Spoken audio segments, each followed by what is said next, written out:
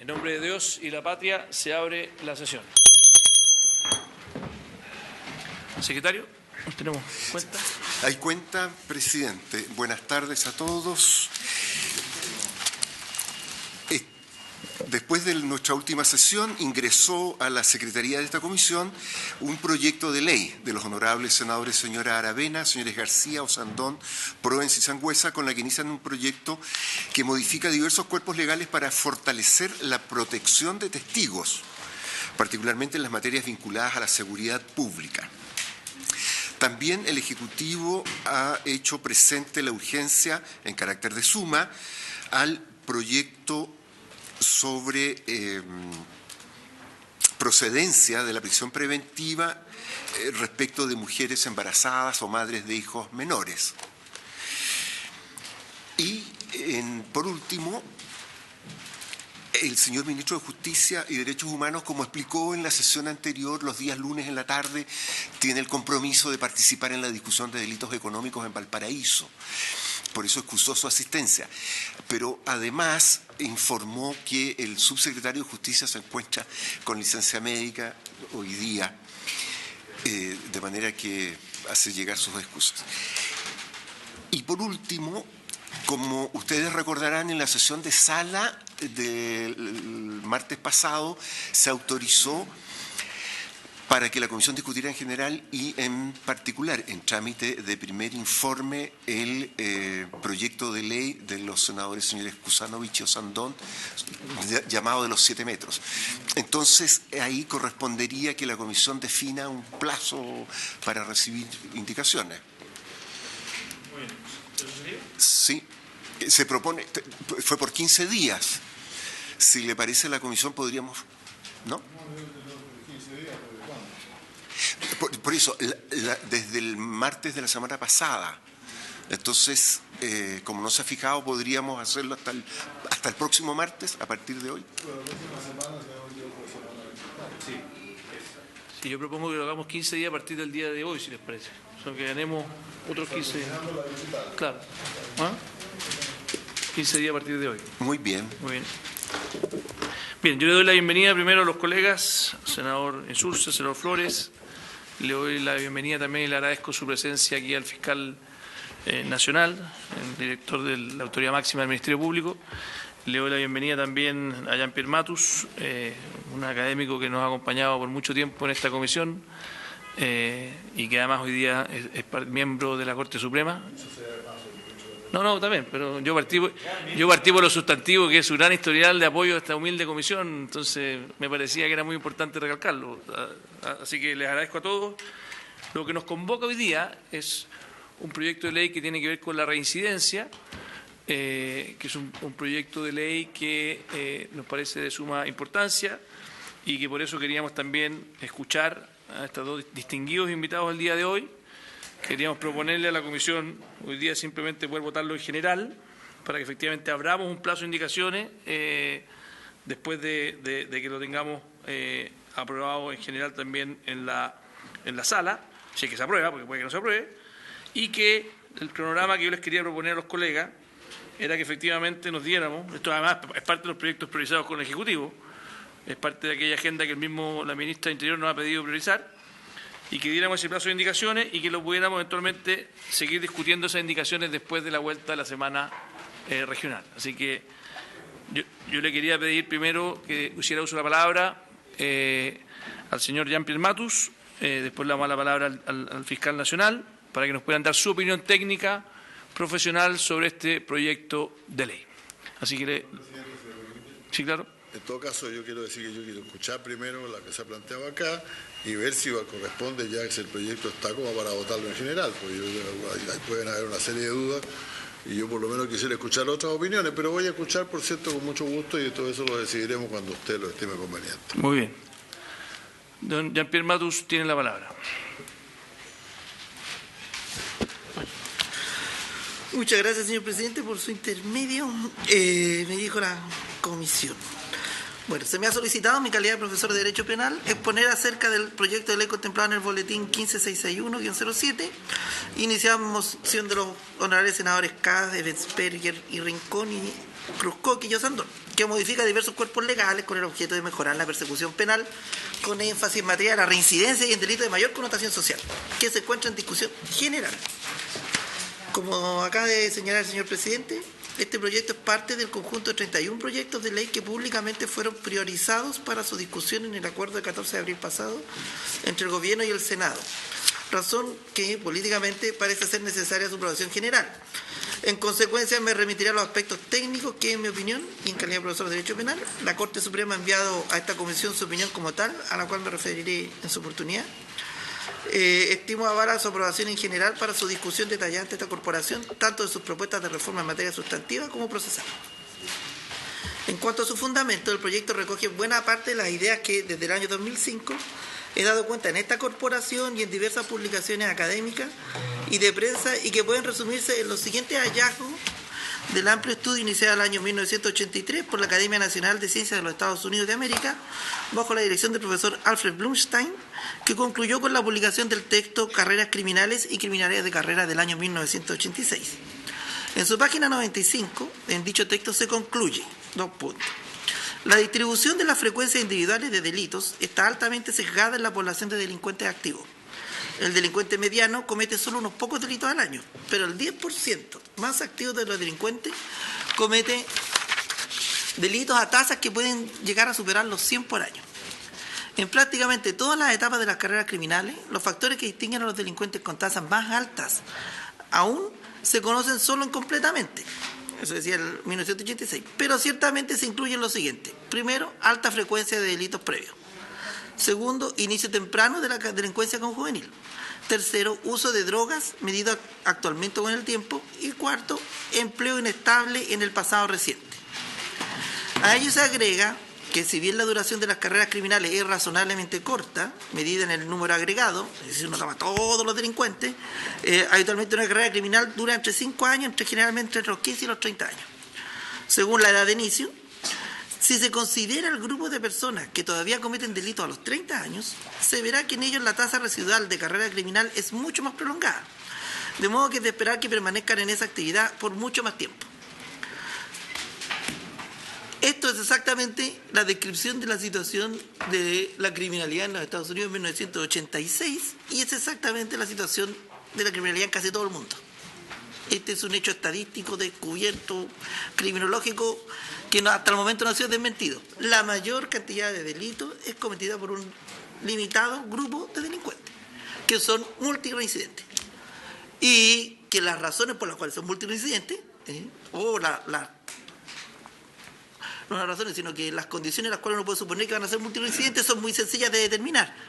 Son multireincidentes, o sea, tienen alta frecuencia de delitos previos, se han iniciado temprano, habitualmente usan droga y tienen empleo inestable. De donde cualquier política pública que quiera enfrentar ese fenómeno tiene que atender exactamente a esos factores. Al hecho de que hay personas que son multireincidentes, al hecho de que probablemente cometen delitos a través de droga, y que tienen una carrera criminal reconocible en el tiempo. Esto no es, como se pone en el texto, algo completamente ingenioso ni que se le haya ocurrido al profesor Blumstein después de alguna elucubración teórica, es el desarrollo de una cantidad importante de años de investigación criminológica entre los condenados en Estados Unidos, que incluye no solo la cuestión puramente estadística, sino también las entrevistas con los internos. Porque una de las cosas más particulares de la investigación criminológica es que lo que nosotros vemos es un reflejo, por decir, matizado por la actividad policial y la actividad de los tribunales, de la realidad. Y en ese matiz se encuentra el hecho muy sencillo de que a veces nosotros lo vemos en las noticias cuando la gente habla del tour criminal, de que las personas cometen varios delitos en una sola noche. Bueno, lo normal de una persona que desarrolla la actividad criminal como modo de vida es que cometa varios delitos muy frecuentemente. Y que de esos varios delitos que cometen muy frecuentemente solo conozcamos una pequeña porción que es lo que llega a los tribunales. Y eso está comprobado en los Estados Unidos. Antiguo estudio chileno, la señora Doris Cooper, yo la había estudiado en su tiempo, también coinciden con eso. Y esa es la realidad que nosotros vemos a veces en las noticias cuando dicen esta persona detenida por no sé cuántas veces y todo ese tipo de cosas. Bueno, esa es la realidad criminológica. La pregunta es cómo responde el sistema penal a esa realidad criminológica, y aquí lo que se dice es que nuestro sistema penal es ciego a esa realidad. ¿Y por qué es ciego? Porque no la considera, y en el mejor de los casos, ¿no? Pero en el peor de los casos funciona como un estímulo a esa actividad criminológica. ¿Y cómo estimula la actividad? De manera muy sencilla. Por una parte, a través del empleo automático de la regla de determinación de las penas, pensaba en una época en que cuando la ley decía 61 días, eran 61 días de cárcel. Cuando decía 541 días, eran 541 días de cárcel. Y no las cárceles que conocemos ahora, en una época en que no existía derecho penal para adolescentes, no existía pena sustitutiva, no existía libertad condicional. Este es el efecto ciego, por decirlo así. Y además se aplica en un mundo donde las reglas de descongestión de la pena, del sistema penal, operan también de manera automática. Tenemos dos automatismos: la determinación de la pena en los casos en que se aplica la pena y la automatización de la salida alternativa en los casos en que no se siguen los procesos. Estos dos efectos estos dos mecanismos producen un efecto que no solo favorece la impunidad en las carreras criminales, sino también conduce a otras alteraciones graves en el sistema. Un aumento de la población penitenciaria que cumple condenas por poco o muy poco tiempo, cuyo caso de efecto de disuasión general y la resocialización individual son conocidos desde von List en el siglo XIX. Y la pérdida de valiosos y escasos recursos disponibles para la resocialización, pena sustitutiva para adolescentes y adultos, la libertad condicional también, pensado en personas que inician una carrera criminal, pero cuyos efectos son decrecientes respecto de quienes hacen del delito y, por cierto, del cumplimiento de esa alternativa una forma de vida. Ello es lo que justifica, como propone el proyecto en estudio, adoptar estrategias que, o justificaría, incidan directamente en aquellos delincuentes que hacen el delito una forma de vida, los que tienen una carrera criminal, como se dice ahora, en el sistema tienen un nombre, se llaman los clientes frecuentes, les dicen los colegas que trabajan, que son los reiterantes y reincidentes, y que al mismo tiempo permita liberar los recursos disponibles en el medio libre para la reinserción social, para ser empleados en aquellos cuyas carreras criminales pueden ser detenidas por alguna forma de intervención social o conductual específica, como sucede con los llamados tribunales de tratamiento de droga y alcohol. La siguiente cuestión que se plantea para la aprobación general de una iniciativa con estos fundamentos y objetivos es cuestionarse si las medidas que propone constituyen las bases legales para su cumplimiento. Desde luego, la unificación del sistema de determinación de las penas por uno de marco rígido fijado por la ley, donde, salvo casos excepcionales, las circunstancias atenuantes y agravantes juegan un rol solo dentro de ese marco, es una respuesta que, desde la ley Emilia y hasta el proyecto de ley sobre delito económico en que está ahora el señor ministro, se ha intentado para no aumentar penas indiscriminadamente y evitar la imposición de rebajas y penas sustitutivas más allá de lo previsto por el legislador. Este es el mismo fundamento que para proponer un nuevo Código Penal se esbozó en las sesiones de las Comisiones Unidas de la Cámara y el Senado, que tuvieron lugar en forma de seminario durante todo este año. Y es el fundamento que, como digo, tiene esta ley de delito económico.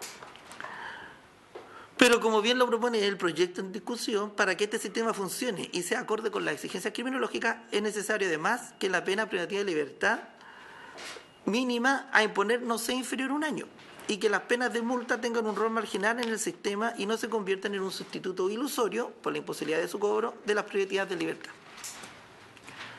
En cuanto a las medidas procesales, el proyecto restablece el rol de la suspensión condicional como medida que sirve a los fines de la justicia y en particular a la resocialización de los primerizos y de aquellos delincuentes sujetos a dependencia de la droga y el alcohol.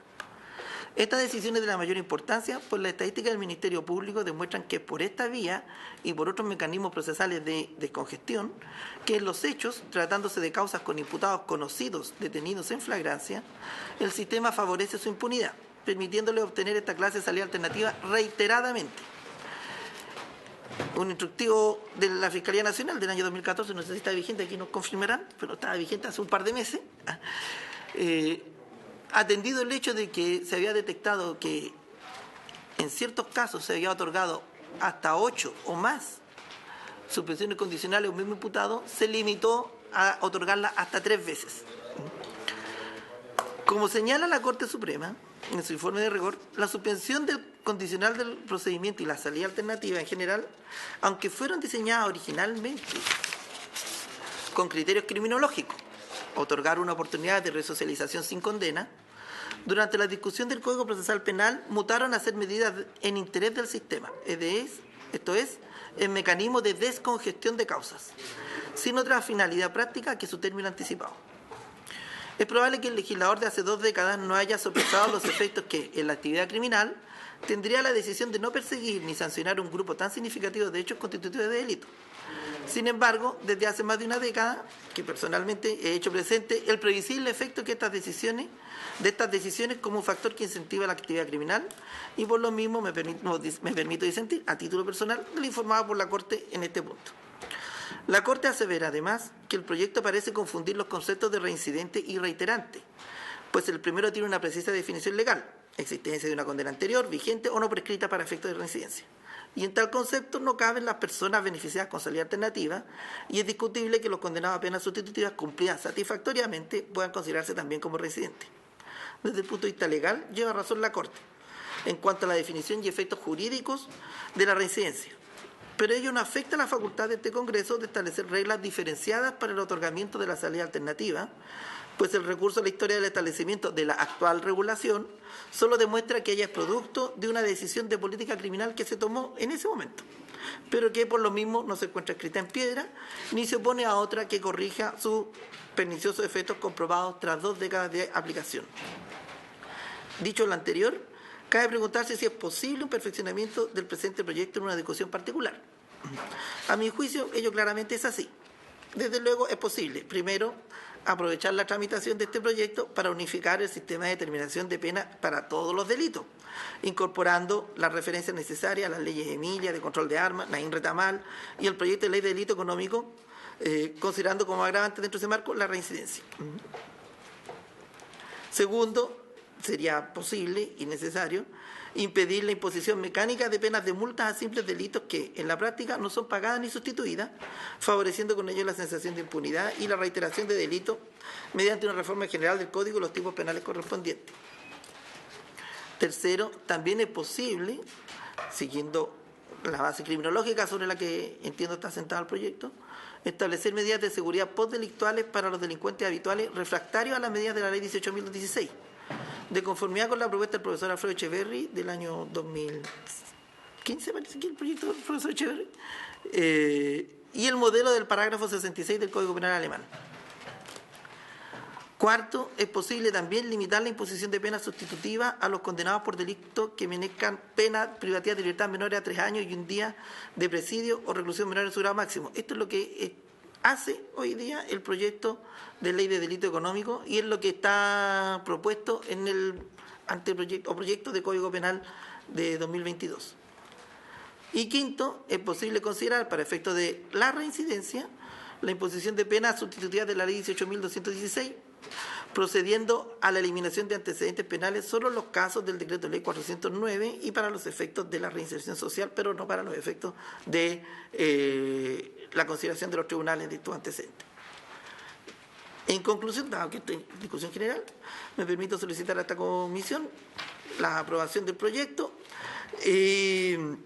con el objeto de habilitar el término necesario para la presentación de las indicaciones que sean pertinentes para su perfeccionamiento.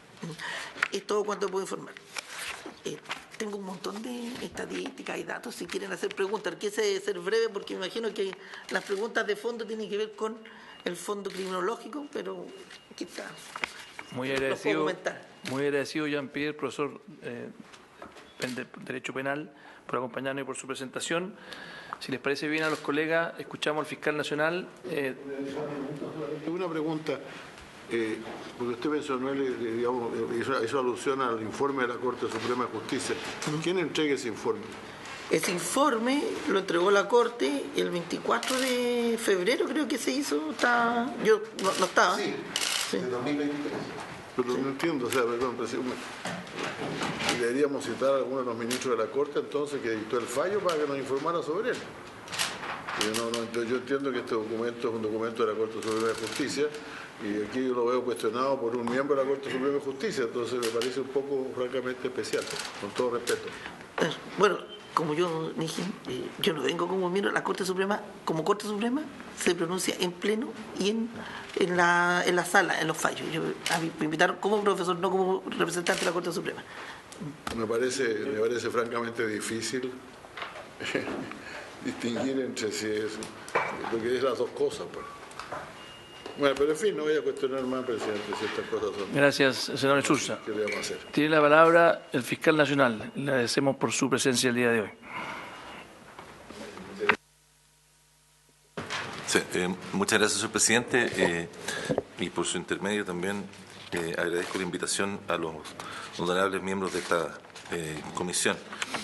Recibimos una invitación para manifestar nuestra opinión respecto del proyecto de ley en trámite y traemos alguna presentación breve que contiene nuestras opiniones, nuestros planteamientos generales respecto del proyecto contenido en el boletín 15.661-07. ¿Algunos comentarios generales? En primer lugar, que valoramos positivamente, el Ministerio Público valora positivamente el proyecto de ley. Quisiera insistir en términos generales, por supuesto un proyecto perfectible y hemos previsto plantear algunas observaciones. Pues estimamos, sin perjuicio de lo anterior, que contiene aspectos que son de real interés tanto para el Ministerio Público como para la persecución penal en general.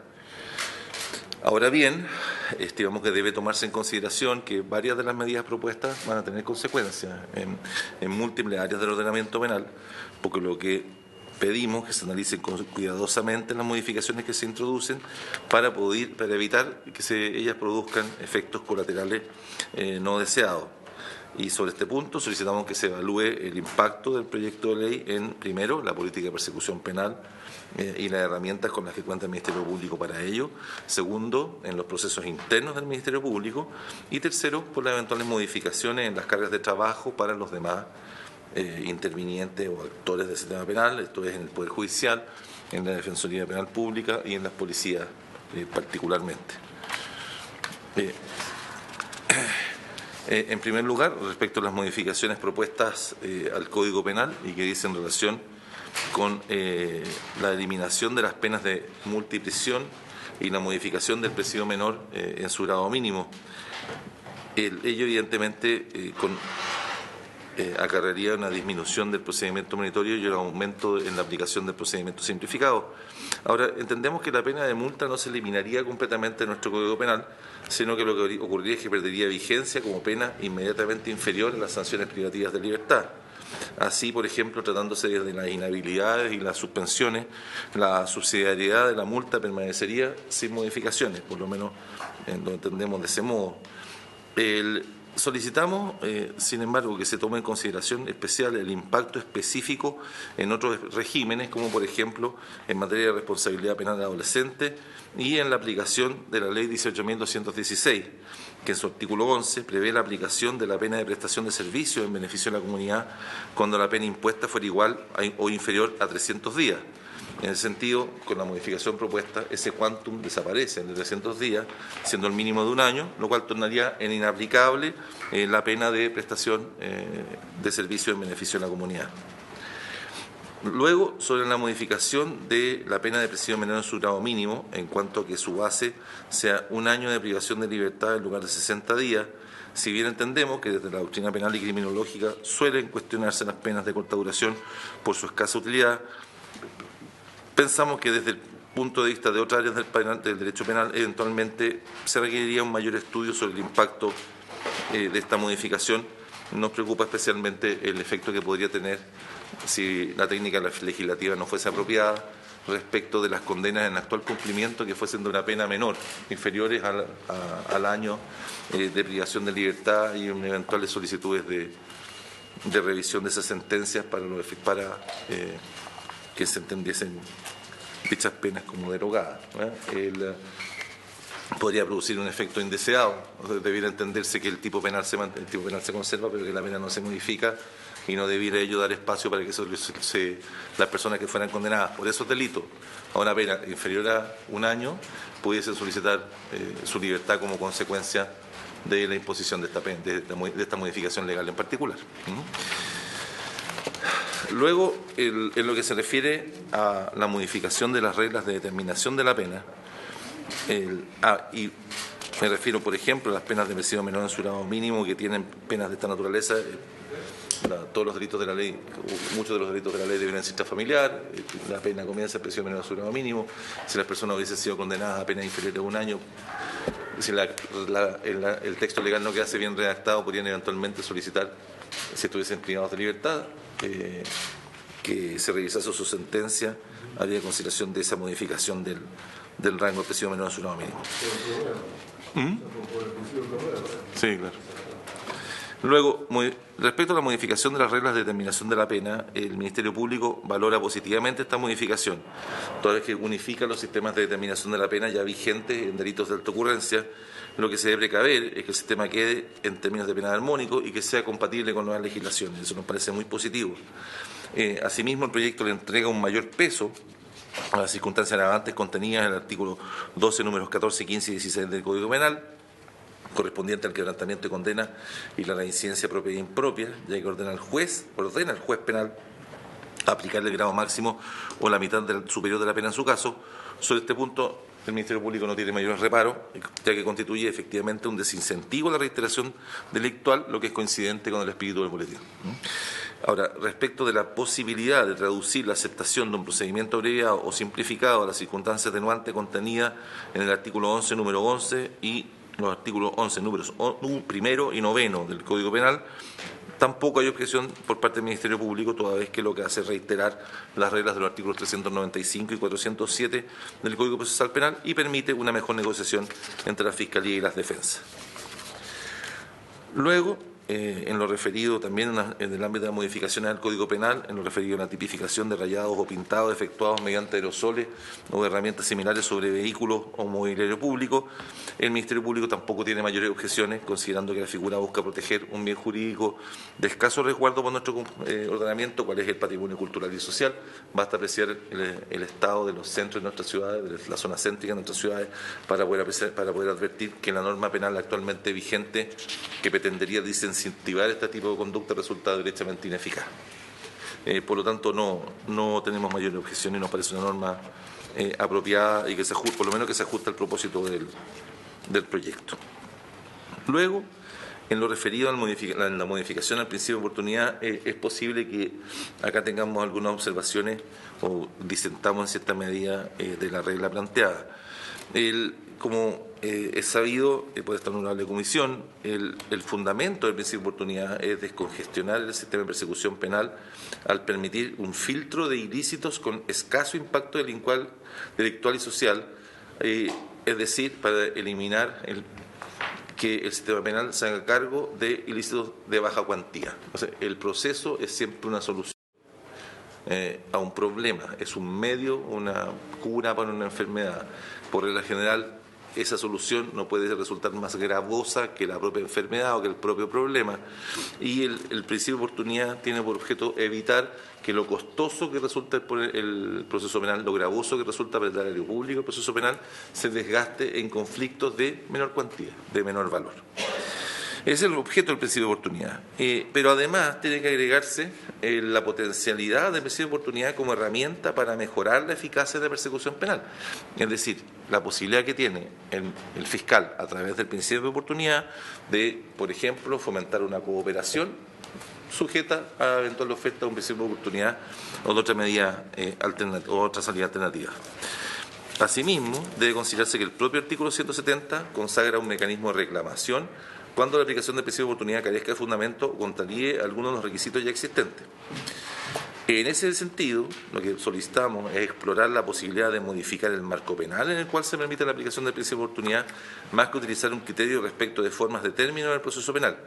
Tal como se puede advertir, efectivamente, la norma actual del artículo 170 permite extender el principio de oportunidad a ilícitos que no son propiamente delitos de bagatela, tal como señalaba hoy día el abogado Ignacio Castillo, que se encuentra presente en esta sala, que es jefe de la unidad, director de la unidad de crimen organizado, considerando la redacción del Código Procesal Penal actualmente vigente, sería perfectamente posible aplicar el principio de oportunidad no solo en un hurto falta de un supermercado, donde sí tenemos problemas para aplicarlo por la posibilidad de reclamación de la víctima, pero también en el caso, por ejemplo, de una receptación de un vehículo motorizado, considerando que la pena comienza en presidio menor en su grado mínimo, ¿no? Pero que no cabe duda que no es propiamente un delito de bagatela, la receptación de un vehículo motorizado.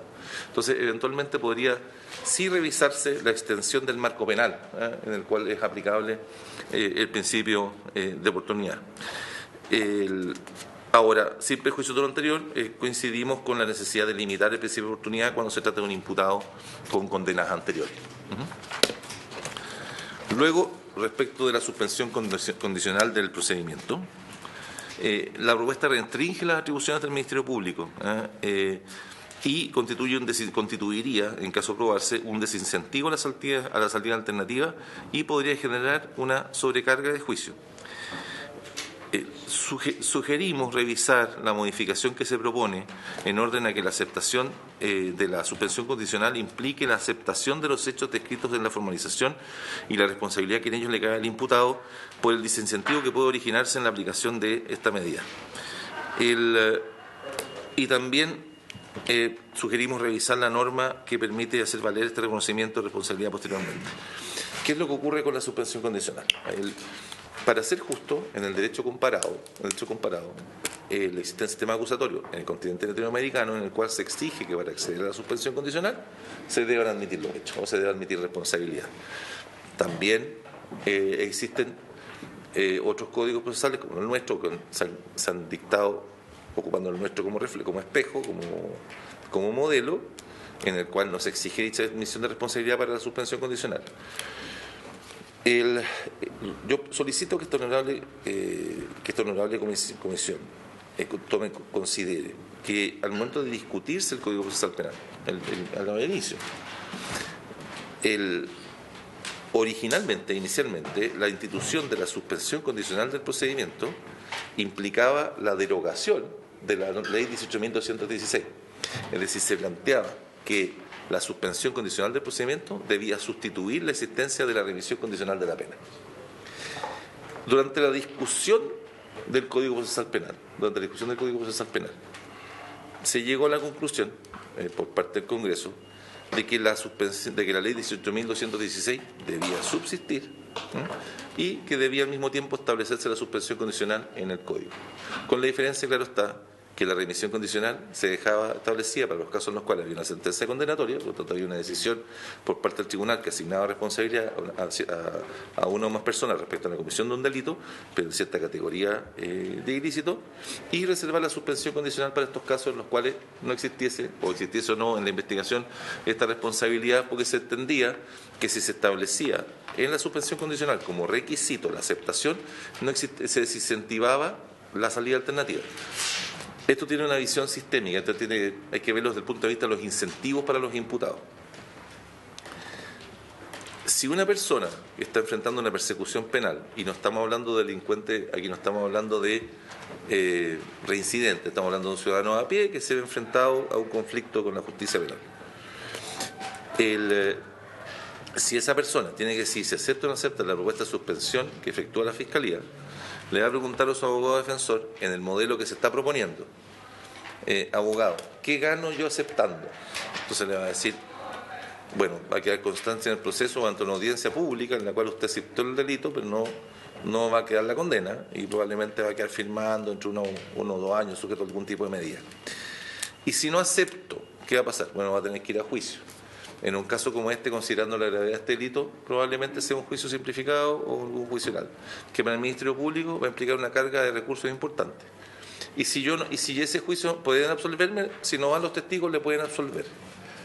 Y en el caso que me condenen, ¿qué es lo peor que me puede pasar? Considerando la gran masa de delitos, que son personas que no son reincidentes, por eso hay una suspensión condicional, son personas que no tienen condenas previas, le van a decir, es altamente probable que si lo condenen, usted quede en libertad de todos modos y quede cumpliendo en libertad. Por lo tanto, ¿qué gano aceptando la suspensión condicional? Bueno, la ventaja de tener el caso terminado ahora y que en la eventualidad de que usted cumpla con las condiciones, bueno, sí lo van a sobreseer.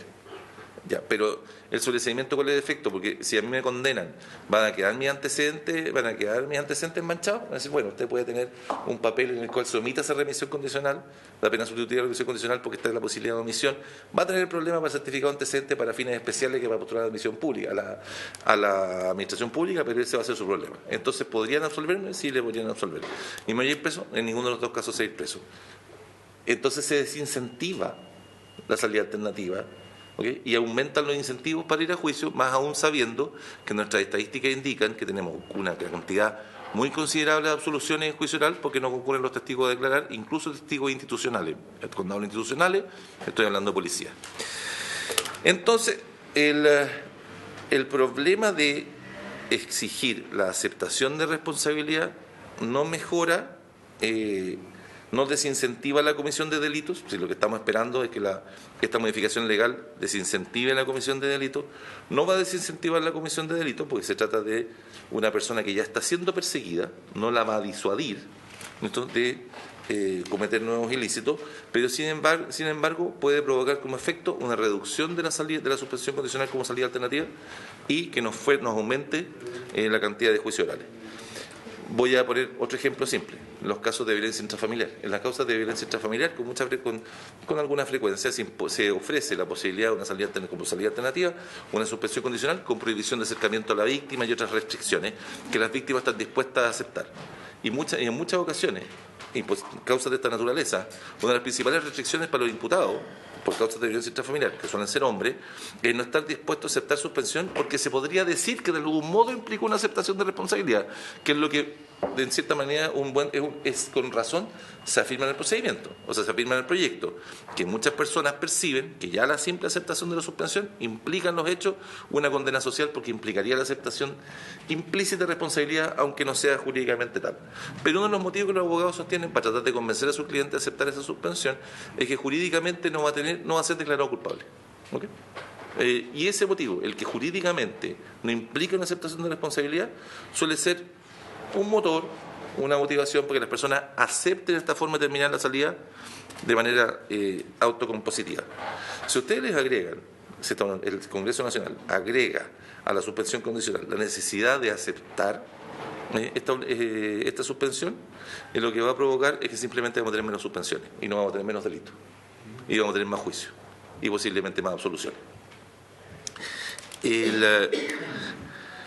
Lo que sí nos parece positiva es la iniciativa contemplada, muy positiva, en la iniciativa de considerar el proyecto de reconocer expresamente la posibilidad de suspender condicionalmente procedimientos para el tratamiento de droga, alcohol y trastornos delictuales y darle entre tratamiento legal o regulación legal a los tribunales de tratamiento de drogas.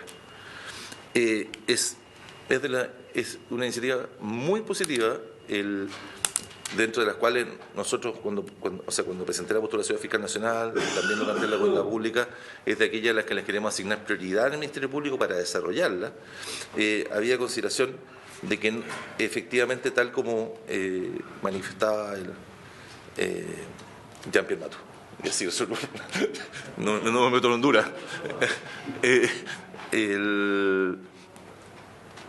rasca donde pica. Apunta efectivamente a un grupo de personas que comete una gran cantidad de delitos y que comete una gran cantidad de delitos como consecuencia de la drogadicción. Ahora, y que hoy día no están siendo abordados positivamente y que la experiencia internacional demuestra que si somos capaces de captarlos para rehabilitación forzada, tocando fondo, y ese tocar fondo coincide con su detención, esos tratamientos de rehabilitación tienen mejores posibilidades de éxito que cuando son simplemente voluntarios. Ahora, lo que solicitaría es que esta regulación de los tribunales de tratamiento, su regulación se extendiese también a otros aspectos, no solo a su reconocimiento legal, sino que también a otros aspectos, para que lo hiciese más atractivo para los imputados, es decir, que pudiese efectivamente constituir una oferta atractiva, porque lo que nos ocurre hoy día es que como están reservados solo para suspensiones condicionales, que son normalmente delitos por los cuales las personas, en caso de ser condenados, no cumplirían pena efectiva, sino que recibirían remisiones condicionales, para un adicto genuino, o sea, no por una persona que consume droga pero que no es adicta, no, un adicto de verdad. La amenaza de ser condenado y quedar firmando no es una amenaza que lo conduzca a rehabilitarse. Le da lo mismo, se lo va a ocupar como parte de las estrategias de manipulación comunes de los adictos y no va a constituir una amenaza que no va a retenerlo en el tratamiento de rehabilitación. Yo les hago presente, honorables senadores, que rehabilitarse de la adicción de las drogas es mucho más severo que estar preso. Es mucho más severo que estar preso. Entonces, para que eso pueda tener efecto, pueda surtir efecto, primero me permito proponer que el proyecto considere también la posibilidad de ampliar detención para los efectos de ser sujeto de evaluación que aprecie si es procedente o no procedente, si produce efecto o no produce efecto, si es pertinente o no es pertinente un tratamiento de droga. Porque a ver, es muy probable que los honorables senadores no lo sepan, pero el primer programa tribunal de tratamiento de droga en la región metropolitana lo impulsé yo en la Fiscalía Sur. O sea, algo aprendí de eso. Los tribunales de tratamiento de drogas no pueden servir solo como un mecanismo para la captación de pacientes para el tratamiento, porque lo relevante no es captar pacientes, lo relevante en el sistema penal es que seamos capaces de captar a los delincuentes contumaces, a los reincidentes, no pacientes. No una persona que está consumiendo droga, que la detuvimos, la mandamos a tratamiento, pero que nunca más iba a reincidir porque no estaba delinquiendo como consecuencia de la drogadicción. No sé si el tipo que estuvo en su despedida de soltero y que lo despidieron a la salida de la despedida de soltero y que había tomado un poco más y cometió la presa de manejar su auto, pero que nunca antes lo habían detenido manejando, que no tiene problemas de alcoholismo, y lo mandamos entonces a rehabilitarse alcoholismo porque lo pillamos una vez manejando en esta orilla. Eso no tiene sentido, que lo que nos importa es identificar al sujeto que está delinquiendo como consecuencia de la drogadicción. Ese sujeto, para poder identificarlo, requiere un informe previo técnico, un informe profesional. Los fiscales, ni los defensores, ni los jueces están en condiciones de identificar a esa persona, ni tampoco están en condiciones de identificar qué tratamiento requieren. Porque si no, lo que va a pasar es que la audiencia de formalización los vamos a mandar a evaluación y los vamos a perder. Porque el drogadicto nos va a chantajear, nos va a decir que sí, que nos acepta la suspensión, y después va a decir que se va a ir a controlar y que en una audiencia más va a venir para que le fijemos el tratamiento y no vuelve más. Lo que nos importa es que en ese momento fijemos cuál es el tratamiento y que arriesgue algo severo. Después voy a decir qué es lo que es. Entonces, primero solicitaría que de aprobarse, además se considerase que en la prisión de detención se puede emplear para esa evaluación, de manera que la persona permanezca privada de libertad para que se le evalúe, si no se nos va a ir. Y segundo, porque estamos hablando de drogadictos, no estamos hablando de gente que se droga, estamos hablando de drogadictos. Y segundo, permitir que el marco de pena, ya que aquí esto sí que requiere audacia, que el marco de pena o los requisitos de la suspensión también consideren aquí reincidentes o personas que cumpliría pena efectiva. Porque ¿qué es lo que nos ocurre? Lo que nos ocurre es que si destinamos la suspensión condicional solo para las personas que van a eventualmente recibir una revisión condicional, no los vamos a retener, porque ¿cuál va a ser la amenaza? La amenaza para que se mantengan en rehabilitación va a ser que se la vamos a revocar y se va a quedar firmando. Si son drogadictos, y un drogadicto necesita una amenaza seria. Entonces, para que efectivamente nos enfoquemos en lo que importan, que son las personas que tienen problemas de drogadicción, que queremos retener en el tratamiento de rehabilitación, que están delinquiendo reiteradamente, para esas personas tenemos que atrevernos también a que tengamos un sistema de suspensiones que los amenacen con quedar presos, porque eso es lo único que de verdad podría retenerlo. Paz Ciudadana, hablamos de estudios antiguos, estudio bien antiguo para Ciudadana, desde la época que yo era fiscal, así de antiguo, en que la Fundación trató de determinar cuánto era, para definir el costo pecuniario, el costo en dinero, de la drogadicción y de los robos cometidos por adictos, cuánto era lo que gastaba un adicto que robaba. ¿Okay? Y por lo tanto decían cuánto tenía que robar, o sea, cuánto es lo que alcanzaba a robar. Entonces decían, esto es lo máximo que yo puedo consumir, entonces esto es lo máximo que puedo robar, y de esa manera medían el costo de la drogadicción en términos pecuniarios.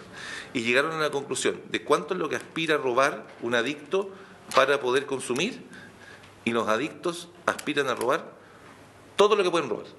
Es decir, no tienen techo, o sea, van a consumir todo lo que se pueden robar. No es que tengan una cuota diaria que yo me explico que yo me robo 50.000 pesos, el equivalente a 50.000 pesos porque eso es mi tope de consumo, sino que van a consumir todo lo que pueden robar. Entonces solo llegaron a un promedio, que en ese tiempo, hace 20 años atrás, era 250.000 pesos mensuales, si mi memoria no falla. Aquí si que nos queremos meter de verdad con personas que provocan un daño serio en sus vecindarios, daño serio a los vecinos, que están provocando una gran cantidad de robos, que están fuera del sistema penal, que los metemos en... Aquí son de las suspensiones condicionales, no sirven para nada, son personas que son adictas, que están robando. Acá es donde lo han dicho que ojalá pudiéramos meternos seriamente, porque nos parece de la mayor relevancia, y no solo con adultos, sino que también en responsabilidad penal adolescente. El sistema fracasó en responsabilidad penal adolescente porque sencillamente por consejos profesionales, yo sobre eso no voy a opinar, el consejo profesional era siempre acepte la condena y no el tratamiento, porque no cabe duda que la condena siempre es más liviana que el tratamiento. Entonces, todas las penas accesorias asociadas a condena nunca prosperaron, porque sencillamente nadie estaba dispuesto a aceptarlas porque era más gravosa que la condena que esperaban en caso de otra solución. Luego, respecto de la modificación... ¿Hay un tema de cupos también? Porque sí, hablamos mucho de eso, pero lograr que se consiga... ¿Ah? De cupos, o sea que usted dice le vamos a dar una alternativa a este señor, a este joven, no sé, para que se rehabilite, aunque sea, porque estamos planteando ¿no es cierto? de encarcelar drogadictos, ¿no? No, lo que yo estoy planteando, claro, es que lo que hace es que en esta dinámica una cosa es la teoría y otra es la práctica. Hay que ver si esta cuestión funciona, porque usted llega a un acuerdo, pero hay que ver si hay cupo. Porque si no hay ninguna posibilidad de un cupo, ya se sabe decir, sí, pero de un cupo para un año más. Lo teníamos salvado, porque la gente que evacuaba estos informes, habíamos generado una red, que esto es con buena voluntad al final era, con una red con la Intendencia, con instituciones públicas, que nos buscaba dónde había cupos disponibles, y las personas que periciaban tenían también conocimiento de dónde se podían eventualmente enviar las personas. Teníamos conflicto con el sistema de salud, porque el sistema de salud nos decía, oiga, usted te está saltando la fila. ¿Okay? Porque aquí tenemos personas haciendo fila para tratamiento, usted nos está poniendo por delante, pero decíamos, mire, hay una orden judicial, y por la vía de la existencia de la orden judicial legitimábamos o justificábamos que esa persona saltara la fila. Por supuesto, hay todo un trabajo detrás para asegurar que haya gente buscando los cupos. Uno puede reorganizar los recursos que tiene para que esto funcione, porque hay recursos en la red, hay recursos municipales, hay recursos en los gobiernos regionales, pero también con un presupuesto propio podría andar mucho mejor. No bastaba con identificar si había tratamiento o no había tratamiento, sino qué tipo de tratamiento se necesitaba, sino que dónde podía andarlo, si había cupo o no había cupo.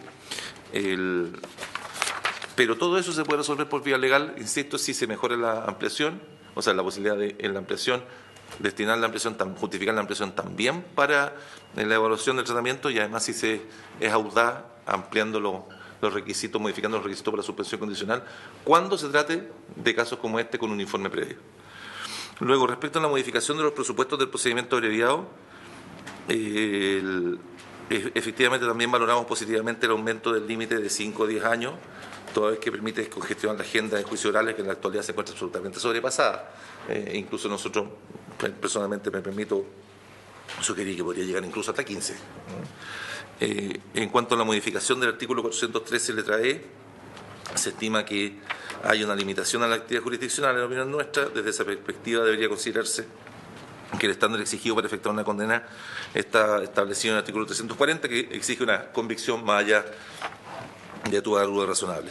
Siempre el juicio de lo anterior, dice 4, pero en realidad son 5, estimamos que hay 5 aspectos adicionales que el proyecto permitiría abordar por las indicaciones, y que nos parece fundamentales, ya no solo desde el punto de vista del crimen organizado, sino en general desde el problema de los juicios complejos. En primer lugar, permitir una mayor utilización del procedimiento abreviado, es decir, eliminar otros obstáculos que existen en la ley para el procedimiento abreviado. Tenemos juicios en que a veces los imputados solo se sientan a confesar. A 11 número 8. Va a sacar el 11 número 8. Claro, se sientan solo a confesar, entonces al final son parodias de juicio, pero destinando una cantidad de recursos de fiscales, de organización, de citación de testigos, de citación de peritos, que podrían ser absolutamente evitarse. Asimismo, en el Ministerio Público convoqué, cuando asumí, a una comisión de los fiscales que tienen a su cargo lo que llamamos los megajuicios, ¿no? Que son estos juicios que se advierte que van a durar 1 año o 2 años, para que elaboren una propuesta de remodificación, eventuales modificaciones legales que nos permitieran acelerar estos juicios. Hoy día destinamos meses a leer documentos, ¿no? Que es absolutamente innecesario desde el punto de vista de las necesidades de publicidad y transparencia nos parece que el proyecto, si lo tienen a bien, también podría incorporar algunas herramientas que permitan agilizar los juicios orales, porque eso no solo asegura el derecho a ser juzgado dentro de un plazo razonable, sino que además libera recursos que nosotros destinamos, estoy hablando de los recursos más calificados, en estos juicios grandes, destinamos a los fiscales más calificados a esos juicios, y entonces los tenemos destinados a veces leyendo papeles. Tercero, podría también incorporarse incentivos a la delación o a la colaboración para afectar a organizaciones criminales, incluso durante la etapa de ejecución de pena. O sea, para poder beneficiar con eventuales reducciones de condena al que coopera estando ya condenado. Porque nosotros tenemos, las reglas de cooperación chilenas se extienden hasta el momento del juicio. Una vez terminado el juicio, no existe la posibilidad de que alguien se vea beneficiado en una reducción de condena si coopera con posterioridad. Nosotros nos permitimos sugerir que se puedan incorporar reglas también que permitieran a un arrepentido que ya está condenado, nosotros que pudiera beneficiarse de una reducción prestando cooperación posterior. Cuarto, y esto sí nos parece la mayor relevancia, incorporar también, ojalá en este proyecto, normas que favorecieran la protección de fiscales, de víctimas y testigos con juicios orales que puedan no ser presenciales y que se quieran establecidos expresamente en la ley, o con otras medidas de seguridad. Yo me permito recordar los problemas que tenemos con el crimen organizado en el norte del país, nosotros los riesgos que enfrentan los traslados de acusados para los efectos de la realización de esos juicios, los riesgos que representan la publicidad abierta o manifiesta respecto de los nombres de los fiscales que tienen a su cargo ese tipo de causas, el riesgo que implicaría tener en la misma sala a las víctimas y a los testigos en causas de esa naturaleza. Problemas similares hemos tenido en el sur y no es posible que queden sujetas los ofrecimientos, las medidas de seguridad posibles en un juicio oral al criterio que tenga un juez en la audiencia de preparación. Y por último, y para terminar, y agradezco el tiempo concedido, ustedes habrán podido advertir las dificultades que existen para recurrir de algunas resoluciones que se dictan en las audiencias de preparación de juicio oral por parte de los jueces de garantía, porque nuestro Código Procesal Penal tiene normas demasiado severas o estrictas, más bien restrictivas, respecto de la posibilidad de interponer recursos para concurrir ante tribunales superiores por resoluciones dictadas durante la audiencia de preparación de juicio oral por los jueces de garantía.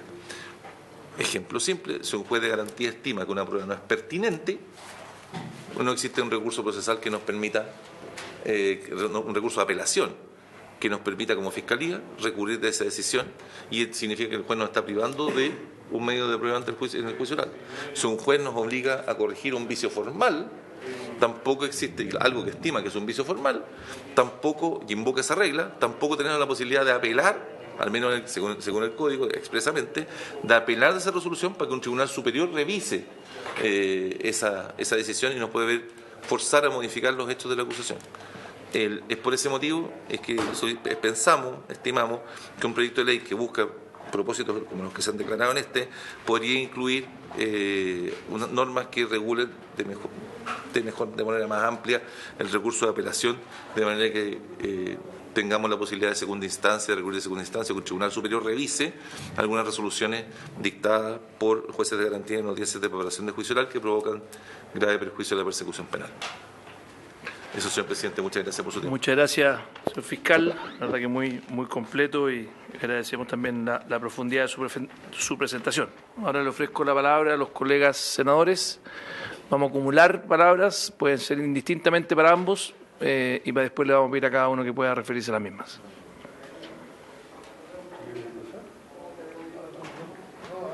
Senador Flores tiene la palabra.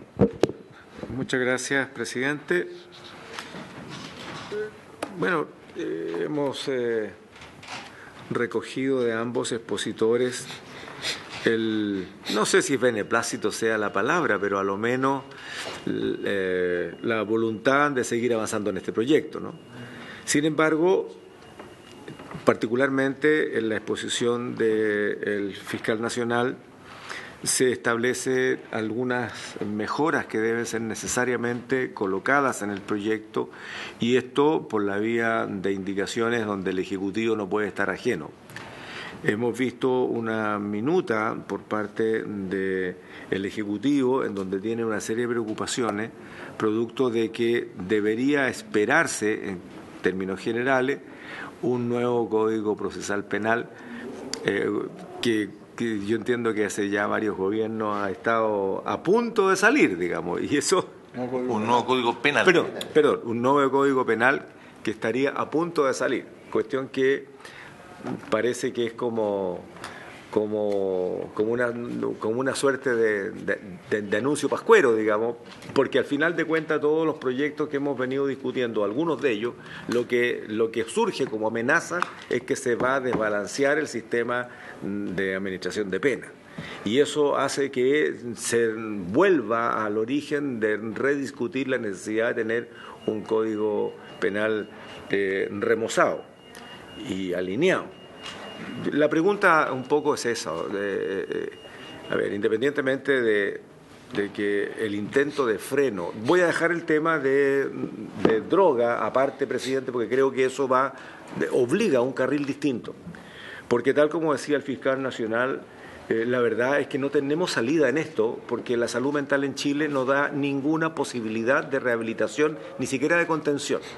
Lo que mencionaba también el fiscal respecto de que cuando, sin intención de saltarse la fila, pero para resolver un problema de tribunal, lo mandan a la cama psiquiátrica, lo que hace es ocupar las poquísimas que existen en Chile en el sistema público, porque el sistema privado no lo ofrece, y lo que hace entonces es dejar a la población nacional absolutamente huérfano y ajena de un tratamiento como el que se necesita. Y por lo tanto, cuando vemos que el consumo de drogas o la drogadicción derechamente o la persona drogodependiente crece explosivamente, más aún en el marco de narcotráfico que hoy día tenemos en el país, hace que cualquier cosa que nosotros quisiéramos hacer hoy día con la respuesta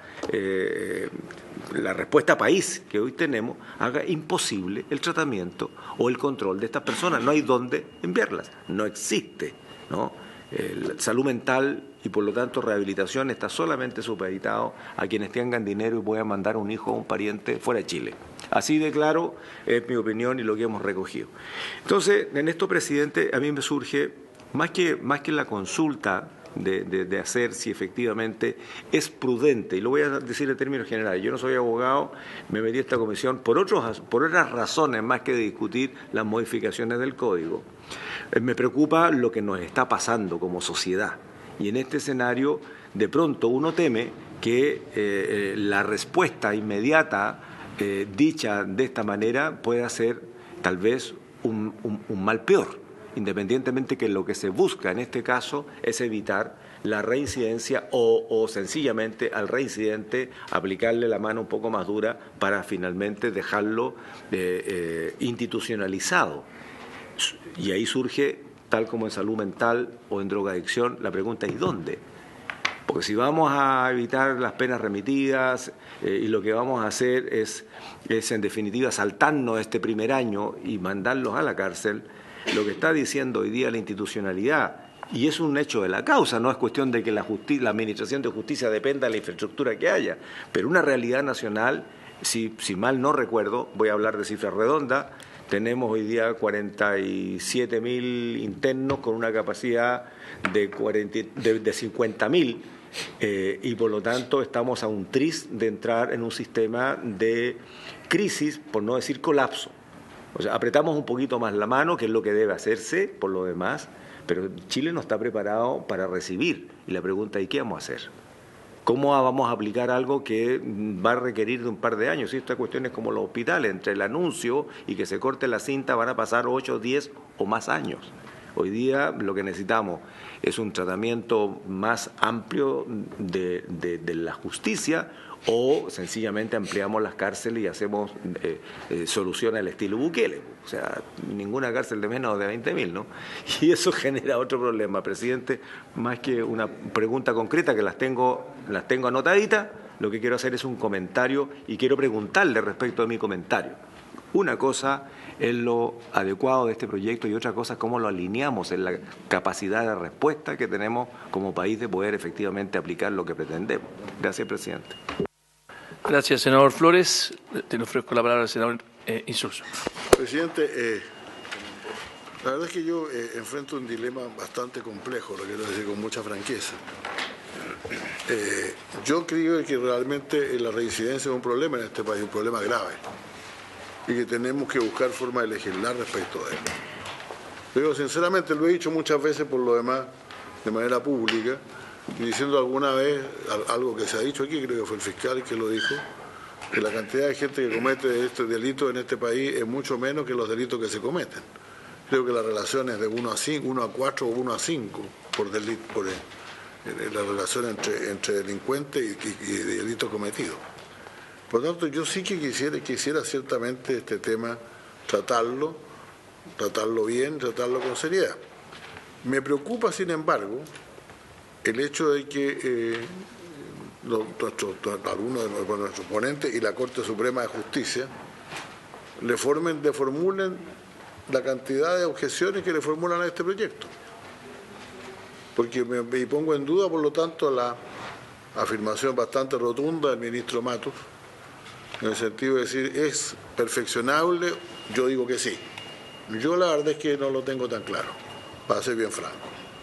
Porque yo he escuchado tal cantidad de cuestiones que habría que cambiar, que habría que agregar, que habría que modificar, que realmente me parece difícil, presidente, con mucho respeto, que podamos en pocos días, es decir, en un día, llevarlo a la votación en general en el Senado, y en pocos días, porque aquí obra en mi poder una carta Gantt que alguien me pasó, sacar el proyecto en una semana. A mí me parece francamente no posible esto, lo digo con toda franqueza. Pero al mismo tiempo yo quiero hacerlo, yo quiero legislar en esto, me parece bien legislar. Ahora, algún par de comentarios que son importantes de señalar también. Uno lo ha señalado mi colega Flores. Hay en marcha, y está ahí en presente, en manos del ministro de Justicia, un cambio, una propuesta completa de modificación del Código Penal. Y nosotros vamos a modificar el Código Penal. Aquí lo vamos a modificar, a las buenas a primeras, en virtud de una ley que se titula, que no se titula, modifica el Código Penal. Se titula ni más ni menos que, es decir, modifica diversos cuerpos legales para mejorar la persecución penal con énfasis en materia de reincidencia y en delitos de mayor connotación social. Y yo la verdad es que creo que cuando yo abrí este texto y me encontré en la página 5 del texto, una página que dice la ampliación de las penas, este es un concepto completo de pena, o sea, es un juego de penas nuevo. Es un juego de penas nuevo, y a mí me gustaría saber quién lo hizo. ¿Quiénes son los especialistas que elaboraron este tema de penas nuevas? Porque realmente esta cosa de qué pena es importante, qué pena no es importante, cómo se sanciona cada cosa, hay escala y consideración. El otro día, cuando discutimos un proyecto anterior también, que fue aprobado en general en la Cámara, en el Senado, alguien hizo ver que había penas que no guardaban ninguna relación entre sí. Había penas, y aquí, y la verdad es que a mí me preocupa que no echemos a perder las cosas por hacerlas rápido. Hay aquí una propuesta que es muy fuerte, no es menor. No es menor cambiar 60 días por un año, no es menor, es bastante grande. O sea, por lo tanto, gente que antes, yo estoy de acuerdo, entre paréntesis, y hemos conversado alguna vez con el ministro Matus este tema, que las penas en Chile se dictan y no se aplican. O sea, todo el mundo sabe que 60 días no va a estar preso ni media hora. Pero eso es cierto, a lo mejor hay que hacer alguna cosa para que los que de 60 días estén presos realmente 60 días. Pero la solución no es decir que vamos a cambiar la pena en un año, pues. Y la discusión con penalistas se ha hecho sobre esto, se ha hecho sobre gente que sabe este tipo de cosas. La verdad es que yo estoy preocupado, presidente, no quiero acrecentar aquí el problema. Yo quiero que se legisle sobre esto, pero creo que realmente en algunas cosas estamos exagerando. Lo digo con mucha franqueza, con mucho respeto. Y a mí me interesa sacar un proyecto rápido, pero no me interesa sacar un proyecto mal. Ahora, si se nos pone hoy día en la disyuntiva, que lamentablemente es una disyuntiva inteligente. Si no lo votas en general, estás en contra de mejorar la reincidencia. Yo no estoy en contra de eso, pero creo que este proyecto no sirve para eso, lo digo francamente. Y creo que no nos basta con el escuchar al profesor Matus yo sé la buena relación que el presidente de la comisión tiene con él. Yo sé, y sé que muchos de estos temas han sido trabajados y presentados. Yo lo he escuchado en alguna presentación muchas veces. pero que tendríamos que hablar con algún penalista, por lo menos. Hay analistas y penalistas que podríamos considerar, que gente que se dedica más, que son profesores de Derecho Penal y que por lo tanto saben de este asunto. ¿Por qué no darnos unos 15 días más para escucharlos, presidente? ¿Por qué acelere? Entonces, bueno, yo no quiero abundar más, tenía algunas otras cosas que decir respecto al proyecto, creo que hay que mirar las preocupaciones de la Corte Suprema, pero concluyo con dos cosas que me gustaría decir. La primera es ya la decía mi colega Iván Flores, ¿cuántas prisiones, cuánta gente más en prisión significa todo esto? ¿Cuánta gente va a ir más preso? ¿Cuántas horas de cárcel más? ¿Cómo tomamos el planteamiento del ministro de hace unos días hecho por el ministro de Justicia, en el sentido de que no tiene cárcel de donde meter la gente? Y aquí se van a meter a gente que antes habría ido tal vez a la cárcel, tal vez habría ido a la cárcel por 60 días, ahora hay que a la cárcel fijo por un año. Entonces la pregunta mía es, ¿tenemos los recursos y la infraestructura para hacer eso? Creo que alguien planteó ese problema, si no me equivoco. Y la segunda tiene que ver con las drogas, francamente. Yo creo que la droga es una enfermedad. Cuando yo era el secretario general de la Organización de Estados Americanos, fuimos encargados por los presidentes de América de hacer un estudio sobre el tema de la droga. Y el estudio está ahí para disposición de quien quiera verlo. Y él parte desde el punto de vista que esto es una enfermedad en la cual, por cierto, cabe la posibilidad de tener recluida a la gente, porque si no, un drogadicto puede constituir un daño para sí mismo o para la sociedad. Pero tratémoslos de manera algo distinta, tratémoslos como enfermos, pues. Ahora, yo sé que esto es difícil porque estamos hablando de derecho penal, pero si un país no tiene un sistema de protección de sus enfermos, entonces que tenga un sistema de protección de sus enfermos y que no los meta presos, pues. Entonces, yo creo que ese tema también no está muy claramente, para mí no está muy claro en esto, señor presidente. Por esa razón yo le pido, francamente, con mucho respeto, que veamos cuál es el tratamiento que vamos a dar a esto y tengamos calma en cuanto a la velocidad con que lo vamos a tratar. Porque podemos hacer las cosas muy mal y dañar mucho el sistema penal chileno. Muchas gracias, presidente. Gracias, senador Insulza. Le doy la palabra al senador Kusanovich. ¿No? Senador Osandón. Bien, yo voy a hacer uso de la palabra. Muy breve. No, se va de inmediato. No, pero demos la otra vuelta. Presidente, es que tiene que ver con lo mismo, presidente.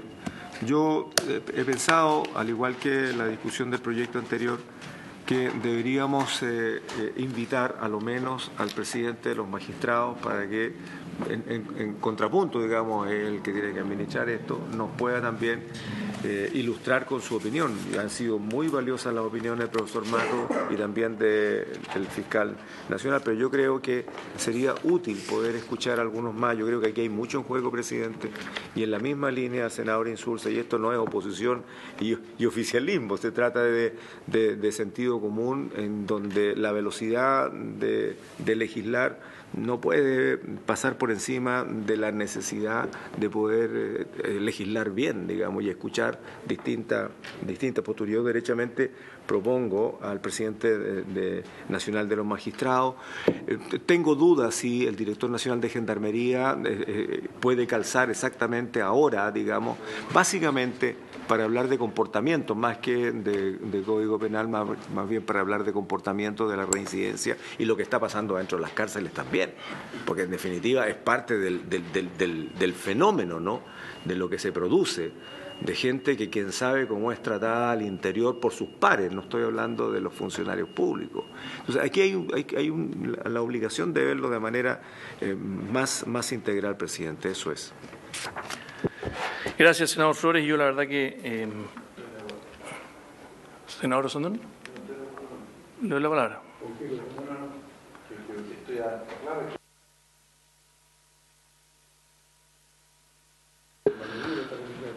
Bien, mire, yo creo que primero aquí hay un informe de la Corte Suprema que ya tiene más de 4 meses, o sea, los colegas que estamos aquí trabajando estamos invitados a poder leerlo antes de estas sesiones. No es solamente...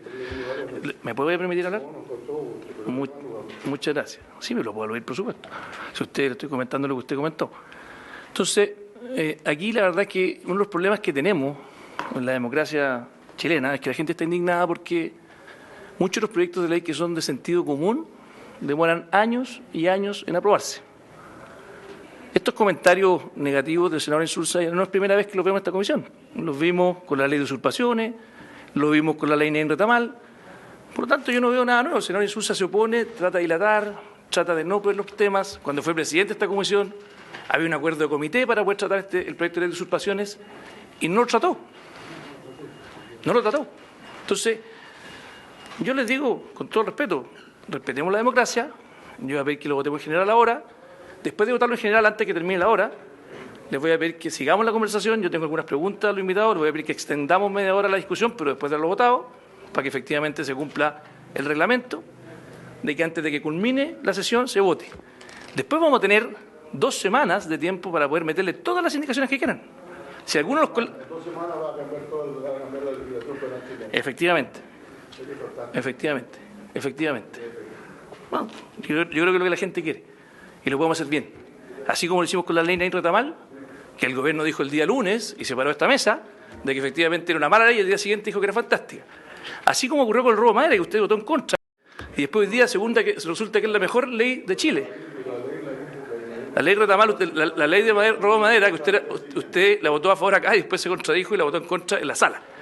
¿Sí? Bueno, se abstuvo, peor todavía. Perdón, ¿por qué? Miren, qué manera de legislar estos senadores, con insulto, con garabato. Esa es su forma de legislar. ¿Sabe lo que pasa, señor Sousa?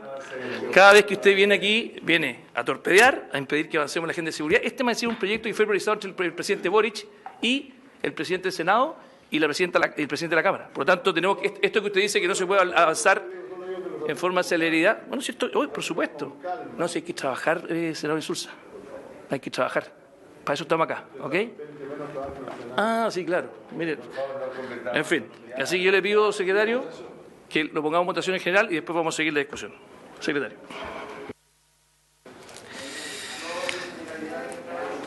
El presidente pone en votación en general la iniciativa en discusión.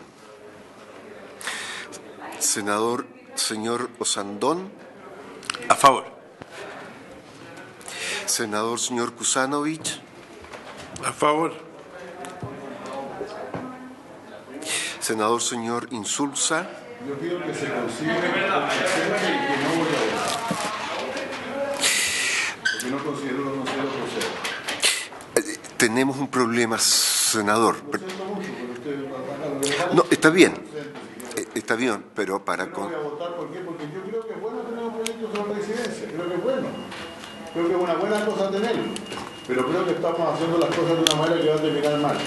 Como ocurrió otro paréntesis ya que se mencionó aquí la ley de usurpación, que hoy día, tal como salió al Senado, permite que una persona se apodere junto con toda su familia de cualquier bien que esté sido usurpado, es decir, al fin de la autocensura. Composición. Donde solamente usurpación directa. Bueno, porque la usurpación directa está en todo el tiempo de la toma, por ejemplo, la persona vive en 5 Presidente, estamos en votación. Estamos en votación, así que... En todo caso, que usted consigne que yo no vote. ¿Cómo no? Pero yo lo entiendo y así se va a consignar. Solo quiero aclarar que mi función es hacer presente que el reglamento señala 3 alternativas: aprobación, rechazo, abstención, para los senadores que están presentes. Pero lo entiendo, senador, y queda constancia de su opinión. Como abstención, si quiere, pero que quede claro que yo no creo que este proyecto se deba votar. Muy bien. Senador, señor Flores. Yo voto a favor, presidente, porque todo proyecto de ley merece ser discutido y eso es lo que entiendo de una votación en general. Gracias. Presidente, ¿cómo vota? Yo voy a argumentar mi voto, secretario. Primero, creo que este es un proyecto central que, a diferencia de lo que se ha dicho aquí, se viene preparando por años. La primera vez que este proyecto de ley fue propuesto en la necesidad de hacerse fue hace más de 3 años, cuando yo era miembro de esta comisión, fue en este mismo salón donde presidía el senador Arboe. Y vino el profesor Matus en esa oportunidad a plantear exactamente lo mismo. Si después de 3 años no hay un mea culpa de los senadores que han sido presidentes de esta comisión, de que tuvieron todo un año para presidir la comisión y no hicieron absolutamente nada, porque eso fue lo que ocurrió, que hoy día se venga a decir que se está legislando en forma apresurada, perdón, aquí hay horas y horas de trabajo con penalistas diversos para este proyecto de ley. Yo por lo menos no improviso proyectos de ley, los trabajo con ellos para hacerlo bien. Por lo tanto, el rol de aquellos que van a votar aquí es leerlos, estudiarlos. Y si están en contra, votar en contra. Y dejar que funcionen la mayoría. Solo algunos datos. El 2019, ante la pandemia, porque la pandemia efectivamente confundió varias cosas, ingresaron 1,5 millones de denuncias a la Fiscalía. Solo un 7% terminó con penas de cárcel, pese a que la mitad de los delitos contaban con imputados conocidos. Solo un 7%. La otra mitad ni siquiera los conocemos. El caso de Alberto GC, voy a respetar su apellido, en Temuco, 110 detenciones en mi región. El Guaso Matías en Maipú, 30 detenciones. Carabineros del 2022, el año pasado, detuvo por robo a 12.670 personas. 12.000. De los cuales 84%, o sea, 10.000, eran reincidentes. Repito, se detuvieron 12.600 personas, de las cuales 84%, más de 10.000, eran reincidentes. Y de estos últimos, 6.000, o sea, la mitad, un poquito más, 57%, más de 10 detenciones. Más de 10 detenciones. O sea, aquí no estamos improvisando, me permítame decirle, estamos avanzando y por lo mismo me alegra que el Ministerio Público, que el profesor Matus consideren que esto es necesario aprobarlo. ¿Que hay que mejorarlo? Por supuesto. Y yo valoro mucho que el Ministerio Público aproveche esta oportunidad porque la promesa de un nuevo Código Penal la vengo escuchando ya por lo menos 4 gobiernos atrás, y no ocurre. Entonces no podemos seguir esperando. Y si alguien dice, no, ¿sabes lo que pasa? Es que esto va a tener mucho impacto, mucho más trabajo. Vamos a necesitar eventualmente hacer modificaciones en la gestión del gobierno, en la gestión de la Fiscalía, en la gestión de la Defensoría Pública, en la gestión de las cárceles. Bueno, bienvenido sea, porque yo no quiero a esas personas en la cárcel. Y he hablado con el Ministro de Justicia. Y está consciente de la necesidad de avanzar también en esto. Lo dije con él, que se excusó por no venir el día de hoy. Y creo que aquí, efectivamente, en el proceso de indicaciones vamos a tener que ver cómo hacemos que los recursos necesarios para que la Fiscalía haga bien su trabajo estén disponibles. Que los recursos para que, efectivamente, las cárceles y Gendarmería hagan su trabajo estén disponibles. Pero me van a perdonar, yo no voy a inhibirme de legislar. Si alguien encuentra que esto es una mala idea, tiene todo el derecho a votar en contra. Pero no nos insultemos. Que usted venga aquí, colega de Sursa, a ocupar la palabra, o sea, a ocupar el calificativo que ocupó, me parece completamente improcedente. No es la forma de hacer democracia. Menos aún alguien como usted que tiene tantos años en política. Yo no sé si usted ocupa ese lenguaje en otra instancia, si no sé si lo ocupó en la OEA. Mire, qué curioso. Y eso implica que usted está dispuesto a insultar. ¿Yo lo he insultado, perdón? ¿Yo lo he insultado? ¿Sabe lo que pasa? Es que usted todas las sesiones hace lo mismo. Si usted está molesto aquí, si quiere puede dejar la comisión. Bueno, ojalá que no, ojalá que recapacite. Y que entienda que es legítimo que podamos pensar distinto. Y que en democracia uno no soluciona las diferencias insultando. En democracia uno soluciona las diferencias argumentando. Yo no le he faltado el respeto a usted sí. Y no es la primera vez que lo hace. O sea, vimos aquí que desgraciadamente ya se disculpó un ex senador, el día del ministro, porque también insultó. Así no se hace política. Eso le hace mal a Chile. Así que voto a favor, secretario. Muy bien, gracias. En consecuencia, la iniciativa queda aprobada en general por 4 votos a favor. En relación con esta votación, la Secretaría necesita plantear a la Comisión la siguiente cuestión.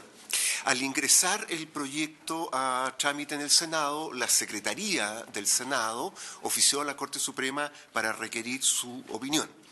Como ustedes saben, la Corte Suprema opina en cuestiones de funciones y organización de tribunales. Por lo tanto, respecto al artículo 1, referido al Código Penal, no hay comentarios y por esa razón tampoco el Senado pidió informe a la Corte Suprema. Sin embargo, en relación con el artículo 2, hay 4 disposiciones que podría sostenerse deben ser aprobadas con un quórum especial, como normas orgánicas constitucionales. Estas son el artículo 170 del Código Procesal Penal, en la página 21 del comparado, que hace improcedente el ejercicio del principio de oportunidad. El artículo 273, inciso tercero, el proyecto agrega una nueva letra D que agrega una situación de suspensión condicional del procedimiento. La norma nueva, también 237 bis, en su inciso tercero, que se propone agregar, le impone al juez actuar de una cierta manera en el caso de incumplimiento de la suspensión condicional. Y por último, el artículo 413, letra E, al que se le está agregando una frase, limita las causales que se le señala al juez para absolver. En estas 4 situaciones podría estimarse que se limita la función jurisdiccional y, por lo tanto, estas modificaciones tendrían que aprobarse con quórum especial. La decisión es de ustedes, si están de acuerdo con la opinión de la Secretaría y de la Corte Suprema. En este punto, ¿contamos con su opinión? No. Muy bien. Pero es otro pronunciamiento que... Ya, 4-0. Muy bien, gracias. Muy bien. Solicito... Tenemos 3 minutos para que termine la hora. Les solicito a los colegas 15 minutos adicionales para que puedan responder las preguntas que se le hicieron tanto al profesor Matus como al fiscal nacional. ¿De acuerdo? Muy bien. 15 minutos. Profesor Matus.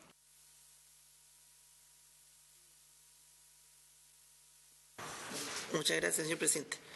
La verdad que preguntas hubo pocas, pero voy a tratar de, sin inmiscuirme en la discusión que existe sobre otras materias. El proyecto, según yo entiendo, apunta a los reincidentes y más particularmente a los reiterantes, que son conceptos diferenciados.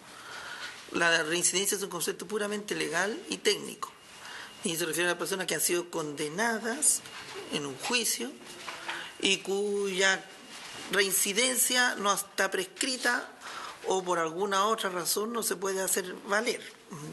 Razones para no hacer valer la reincidencia: cumplimiento satisfactorio de la pena sustitutiva, así declarado, con eliminación de antecedentes. Decreto Ley 409, con eliminación de antecedentes. Son las situaciones en las que, aunque la persona residente no se puede hacer valer, según lo entienden los tribunales hoy en día. Y reincidencia prescrita, 5 años, 10 años según la naturaleza del delito, y para algunas medidas sustitutivas también. Ese es un concepto puramente técnico. Ese concepto de reincidencia no incluye, por ejemplo, a las personas que se han mencionado y que, como se señaló, la propia Fiscalía Nacional detectó, ahí por el año 2014, que había personas a las que se le otorgaban 8, 14, 7, 5, 6 suspensiones condicionales consecutivas a veces, y a veces sin entenderse muy bien por qué. Se suponía que era un defecto de información, que los fiscales no estaban al tanto ni los jueces estaban al tanto que tenían suspensiones vigentes. A veces eran simultáneas, pero lo cierto es que al menos consecutivas se había llegado al caso. Entiendo que en el mismo oficio se mencionó un caso de 14 y un caso de 8, si no estoy equivocado. Y el fiscal nacional desde ese momento dijo: esto es medio escandaloso, porque en realidad la suspensión, como se estaba aplicando, no se estaba aplicando con ninguna finalidad propia del proceso penal. La única finalidad era descongestionar la carga de trabajo. Esa no es una finalidad del proceso penal, es una finalidad de las instituciones del proceso penal, que es bien diferente. Y entonces dijo: bueno, permitámoslo hasta 3. La investigación criminológica, y de hecho se permite hasta 3. La investigación criminológica indica lo que se ha señalado. El 10% más activo de los delincuentes comete delitos a tasas que pueden superar los 100 por año. Eso es aquí y en la Quebrada del Ají. Está comprobado en todos los estudios que se han hecho en todas partes del mundo, y de allí se deduce una cosa muy importante: que a los primerizos hay que darle una oportunidad de separarse de los reincidentes, de los multireiterantes. Y esa es la razón por la cual si el sistema favorece la reiteración o favorece la reincidencia, el sistema tiende a favorecer la comisión de delito.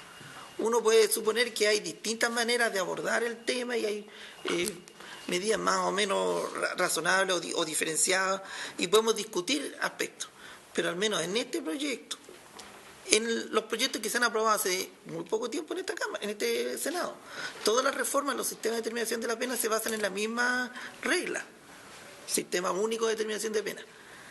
El proyecto que se está discutiendo hoy día de delito económico se basa en las mismas reglas. El proyecto de Código Penal se basa en las mismas reglas. Lo que sucede es que, dado que el sistema procesal penal ocupa las salidas alternativas con una finalidad distinta a la del proceso penal propiamente tal, porque no sirven tampoco, como bien lo señaló el fiscal nacional. Uno podría suponer un sistema de suspensiones condicionales y de oferta de liberación anticipada, incluso de personas que están condenadas, de cooperación eficaz verdadero. Nosotros no tenemos. Porque una cooperación eficaz verdadera en un sistema procesal como el nuestro supone que los que reciben el beneficio declaran en juicio. Son testigos del juicio, porque si una persona quiere llevar adelante una defensa, le basta con esperar hasta el juicio y a ver si vienen los testigos a declarar en contra de él. Entonces, los sistemas que nosotros tenemos, la ley 20.000, algunas excepciones que se están incorporando también a la ley de delito económico, no llegan al juicio. Como no llegan al juicio, en realidad estamos en la misma situación actual. Y entiendo que el mismo senador Insulza, cuando se habló de asuntos de droga, alguna vez yo estuve presente, y también lo hablamos en la discusión sobre la ley de armas, la cuestión era llegar a que las personas obtuvieran un beneficio importante por ir a un juicio, por declarar en juicio. Eso no está en el proyecto, es cierto. Pero tampoco es un sistema efectivo de cooperación el aceptar una suspensión condicional a cambio de nada. Eso no es cooperación más que para evitar que se siga el proceso. Pero no tiene ninguna finalidad. No le aprovecha a la persona, no le aprovecha al sistema, a la finalidad del sistema penal. Entonces, ¿qué es lo que se propone? Yo entiendo que es lo que está propuesto en el proyecto, que yo fui muy escueto, lamento haberlo sido así, pero fui muy escueto porque, como bien se ha mencionado aquí, muchas de estas ideas están expuestas en una infinidad de artículos y discusiones en las que yo he participado desde el año 2005. Incluso el año 2010 yo publiqué una pequeña notita donde dije lo que iba a pasar, las situaciones que estamos viviendo ahora, nuestras preocupaciones que iban a suceder producto del sistema, no de mala voluntad, no de que los jueces sean flojos, no de que los fiscales sean flojos, no de que los defensores sean malvados, sino que en un sistema en el cual se permite la multireincidencia, el efecto en los delitos con beneficio económico, que no son solamente la gran criminalidad, sino toda la criminalidad con beneficio económico. Mencionó el señor fiscal el caso de la receptación de automóviles con penas de 61 días. Bueno, ese es un delito con beneficio económico, en el cual, si las penas son 61 días, es evidente para cualquier persona que trabaje en el sistema, que se dedique a cometer más de 100 delitos, que es un gran negocio y que se expone muy poco. Y se expone muy poco si además tiene 1, 2, 3, 4, 5, 6, 7 suspensiones. Y llegamos a situaciones insólitas. Nuestro país tiene situaciones insólitas. Tiene situaciones en que las personas pasan mucho tiempo alrededor del sistema penal, sin cooperar con el sistema penal, obteniendo los beneficios del sistema penal, y después de repente son condenadas a 5 años, a 10 años. Y tenemos un gran número de personas cumpliendo penas de 10 años, pero pasan de 0 a 10. Sin solución intermedia, por decirlo de alguna manera. Es bien curioso, está en la estadística. Lo más terrible, yo tengo que decirlo porque es una cuestión estética importante.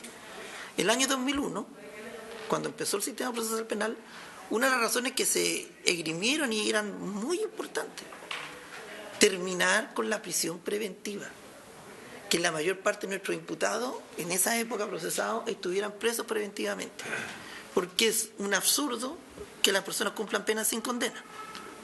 Y por eso, por ejemplo, son los sistemas como el procedimiento abreviado, el procedimiento simplificado, en los cuales las personas reconocen responsabilidad. Como bien lo dijo el señor fiscal, en la mayor parte de los sistemas acusatorios también las salidas alternativas suponen reconocimiento. Porque las personas tienen... En Chile nadie va a reconocer porque no tiene para qué, pero es una cuestión de negociación que no vamos a discutir. De acuerdo en que la receptación 61 días es una aberración, estoy completamente de acuerdo, pero a lo mejor hay algunos otros delitos que se merezcan solamente 60 días y no un año, ¿no? Bueno, sobre esa materia, von List yo lo mencioné, pero desde el siglo XIX está absolutamente comprobado que cualquier persona, si uno supone que un hecho requiere 61 días, lo que va a hacer es condenar a esa persona a la vida criminal. Si lo va a poner preso 61 días. Lo desocializa, lo pone en contacto con más criminales. Si un hecho es de tan baja gravedad, entonces no debe ser delito. O tener una salida de frentón fuera del sistema penal. Pero si un hecho se considera que es delito, para que la persona tenga alguna posibilidad de resocialización, de recibir algún tratamiento, alguna oferta, sin que haya tratamiento, lo que se está estudiado desde el siglo XIX es que las penas tienen que ser mayores a un año.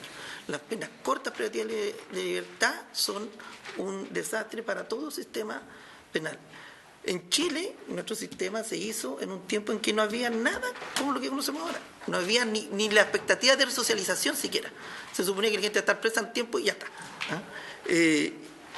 Pero lo que yo les quería mencionar, antes de eso, es que el año 2001 la tasa, el porcentaje de presos en prisión preventiva era 38,3%.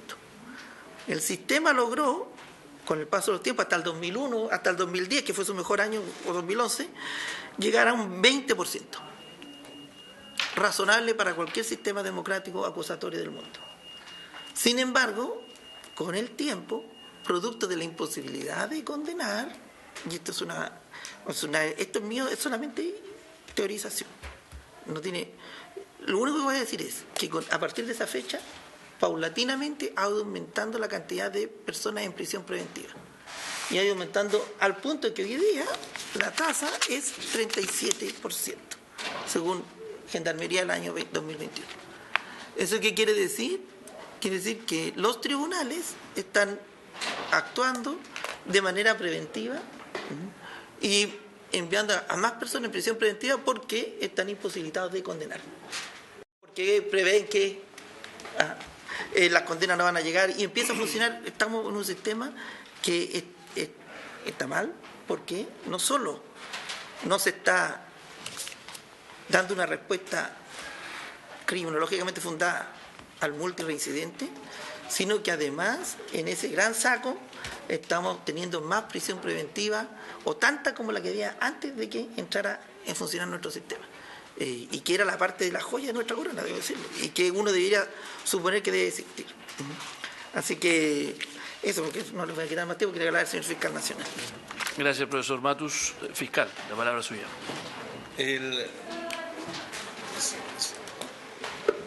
Señor presidente, la estadística que cita el Jean-Pierre Matus, él merece, yo tengo que tratarlo con su excelentísima. Bueno, de nuevo podemos salir el Código Orgánico de Tribunales dice, con perdón, pero como es un error común, lo siento. El Código Orgánico de Tribunales dice, la Corte Suprema tiene el tratamiento de excelentísima Corte. La Corte de Apelaciones es de ilustrísima. Los miembros de estos tribunales, así como todos los miembros de los tribunales juzgados de letra, tienen tratamiento de magistrado. Eso es lo que dice la ley vigente en Chile. Por alguna perversión, y supongo yo que por estar bien con uno y quererlo como me quieren mis amigos, a uno le dicen eso, de excelentísima, pero no es el tratamiento que corresponde a un ministro de la Corte Suprema. Y además aquí, como ya les dije, yo estoy como, habitualmente vengo, simple profesor. Muchas gracias, señor presidente. Me parece que puede inducir error pensar que el aumento en la tasa de imputados en prisión preventiva actualmente puede obedecer necesariamente a que el código requiera reforma. Quisiera solo plantear lo siguiente. Primero, creo que es valioso en todo caso que se tengan en consideración las cifras sobre la cantidad de personas que se encuentran actualmente recluidas, porque muchas veces, en muchas ocasiones, probablemente ustedes han escuchado que el sistema de justicia penal chileno estableció una gran puerta giratoria muy aceitada, que es incapaz de retener a las personas privadas de libertad por delitos graves, y que solo facilita que los delincuentes circulen rápidamente por nuestros tribunales, pero al mismo tiempo estemos discutiendo nosotros los problemas que enfrentamos por sobrepoblación carcelaria. La verdad es que lo que ha demostrado las cifras, a contrario de Censu, es que el sistema de justicia penal ha sido capaz de aumentar la población carcelaria a un ritmo más rápido que el que tenía el sistema antiguo. Los problemas de hacinamiento carcelario también pueden asociarse al aumento de la población. O sea, el aumento de la población chilena ha aumentado en los últimos 10 años en un volumen significativo, ¿no? Y no hemos aumentado la cantidad de cupos en nuestras cárceles. El problema de hacinamiento es uno, ¿okay? El problema de cómo está funcionando nuestro sistema de justicia penal es otro. Quisiera también agregar que respecto a la cantidad de imputados en prisión preventiva, eso es perfectamente posible atribuible, como también se ha insinuado o se ha planteado, a la demora en los juicios, a la demora en las investigaciones. Es decir, nuestras causas están demorando más de lo necesario y por lo tanto eso produce que se encuentren más personas en prisión preventiva y no condenadas. Y ello no solo atribuible, entre otras razones, a la cantidad de personal con el que cuenta el Ministerio Público, a la cantidad de fiscales, a demora indebida en audiencia, una serie de puntos en los que quisiéramos nosotros también plantear para los efectos de mejorar la celeridad de los procedimientos, tal como lo he planteado, ¿no? Lo hemos manifestado. Para los efectos de mejorar esa estadística. Ahora, esa estadística es preocupante en la medida que esas personas que están privadas de libertad en prisión preventiva, después, concluido el procedimiento, recuperen su libertad. Pero si esas son personas que están actualmente privadas de libertad, pero que una vez condenadas se van a mantener privadas de libertad, tiene una gravedad diferente. Pero este proyecto entiendo que apunta a los reincidentes, a las personas que son reincidentes. En primer lugar, insistir, las normas sobre suspensión condicional establecen límites a la actuación del Ministerio Público en lo que se refiere a la posibilidad de proponer suspensiones condicionales que restringen nuestras posibilidades para emplear suspensión condicional como herramienta de persecución penal, pero además enfrenta un problema que quiero decir que no existe. El Ministerio Público ha autorregulado la posibilidad de solicitar de proponer la suspensión condicional en procedimiento de manera reiterada, delincuente reincidente o reiterante. Efectivamente, el oficio número 60 del año 2014 se encuentra vigente. Se encuentra vigente. Y ese oficio señala expresamente que los fiscales, esto es una obligación para los fiscales, que establece que los fiscales no pueden proponer una suspensión condicional cuando hayan transcurrido más de 2 años desde el vencimiento del plazo de la última suspensión. Una norma que es más estricta que la que contiene el proyecto, porque el proyecto establece 5 años. La verdad es que el instructivo vigente del fiscal nacional dice que no se puede promover antes de 2, ¿no? Y en segundo término, además, lo que señala el instructivo es que no se puede proponer en más de 3. Se ha citado que la ley permitiría 8, bueno, la ley permitiría 55 también. Claro, pero el punto es que esa atribución se encuentra autorregulada por parte del Ministerio Público y las instrucciones generales con la ley vigente, ¿okay? Imponen a los fiscales que les esté impedido proponerlo más de 3. Por lo tanto, si hay alguien que tiene 8, o fue antes del 2014 o se encuentra infringiendo normas de los instructivos del fiscal nacional y deberían entonces abrirse una investigación administrativa.